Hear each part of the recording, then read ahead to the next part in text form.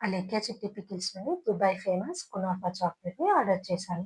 కానీ నేను పెట్టింది ఒకటైతే నాకు డెలివరీ అయింది మాత్రం ఇంకొకటి. పిస్తాచియో కునాఫా చాక్లెట్‌ని మనం ఎలాగో టేస్ట్ చేసాం కదా! రెగ్యులర్ కునాఫా చాక్లెట్ టేస్ట్ ఎలా ఉందో చూద్దామని ఆర్డర్ చేశాను. నేను ఆర్డర్ చేసిన 11 డేస్‌కి డెలివరీ అయింది.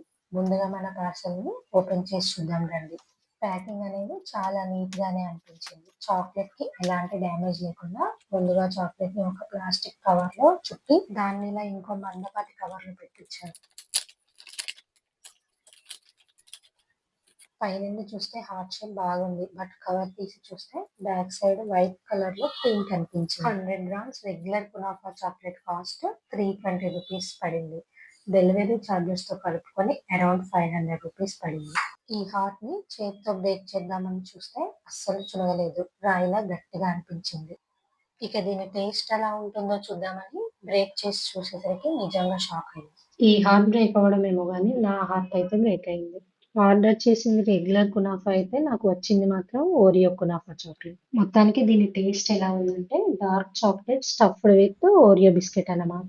మరి మీకెప్పుడైనా ఇలా ఒకటి ఆర్డర్ పెడితే ఇంకొకటి వచ్చిందా?